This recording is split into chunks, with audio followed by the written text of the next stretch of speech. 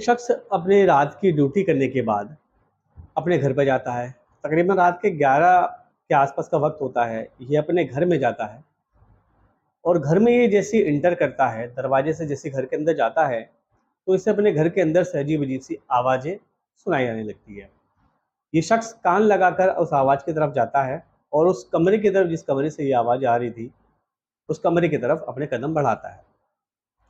जैसे उस कमरे के अंदर पहुँचता है तो वहाँ पर एक ऐसी चीज़ देखता है जिसको देखकर ये शख्स एकदम सन्न सा रह जाता है, एकदम चौंक सा जाता है। ऐसा लगता है कि जैसे इसके पैरों के नीचे की ज़मीन ही हट गई हो। दोस्तों, उसके बाद ये शख्स अचानक गायब हो जाता है। खबर ये मिलती है कि ये शख्स अचानक गायब हो गया। दोस्तों, आखिर क्या है ऐसा मामला और क्या है पूरी कहानी? आखिर क्या हुआ उस शख्स के गायब होने की वजह? हम जानने की कोशिश करेंगे इसी वीडियो में। तो ज़्यादा बात ना करते हुए इस वीडियो को करते हैं शुरुआत। मेरा नाम है अब्दुल जब्बार और आप लोग देख रहे हैं न्यूज़ शेल्टर। दोस्तों, ये कहानी है करनाल की, जहाँ पर एक पुलिस थाने के अंदर एक सूचना मिलती है कि एक शख्स जो है वो रात से गायब है। पुलिस उस सूचना के आधार पर उस शख्स की तलाश के लिए निकल पड़ती है। खोजबीन करने के बाद जिस घर में ये रहा करता था, जस्ट उसके ठीक दूरी पर ही एक कुएं के अंदर से इसकी लाश बरामद होती है। दोस्तों, इस लाश की पुलिस को मिस्ट्री की हिस्ट्री सुलझाने में बड़े ही मशक्कत उठानी पड़ती है। अब पुलिस लग जाती है इस केस की गुत्थी को सुलझाने के अंदर। आसपास के कैमरों की छानबीन करी जाती है, लोगों से पूछताछ वगैरह की जाती है। हाल पुलिस इस लाश की पोस्टमार्टम करने के बाद उसकी बीवी को इस लाश को दे देती है और लग जाती है इस केस की गुत्थी को सुलझाने में।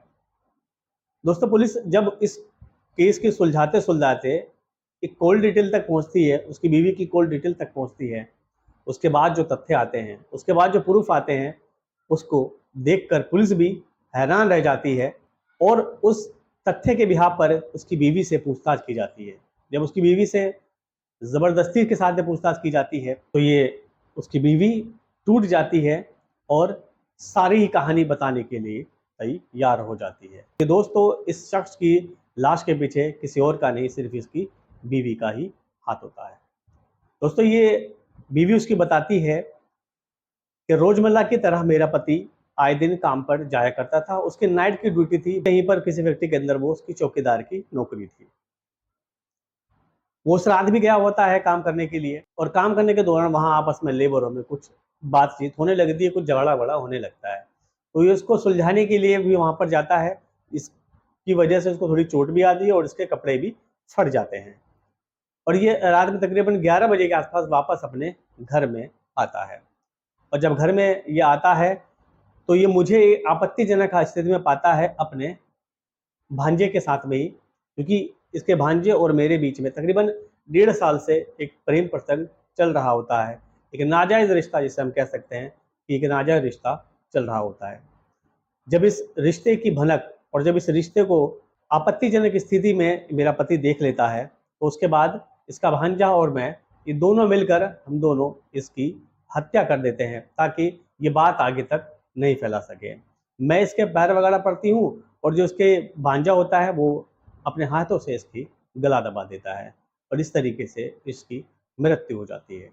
दोस्तों, पुलिस के सामने ये बात आते ही पुलिस भी एकदम हैरान हो जाती है कि आखिर एक भांजा और एक मामी के बीच ये अवैध संबंध किस तरीके से हो सकता है और कैसे ये दोनों आपस में एक अपने पति की ही हत्या करने को उतारू हो जाती है। औरत का पति तो मर गया, लेकिन इस औरत ने अपनी नाजायज़ रिश्ते को निभाने की वजह से अपने इस पति की जो हत्या कर दी। उसके बाद जो इसके 3 बच्चे बचे, बताया जाता है कि एक 2 साल का, एक 4 साल का और एक 6 साल के, इसके 3 बच्चे हैं। आखिर उन बच्चों का क्या कसूर था जिसकी वजह से इन बच्चों के ऊपर से इसके पिता का हाथ उठ गया?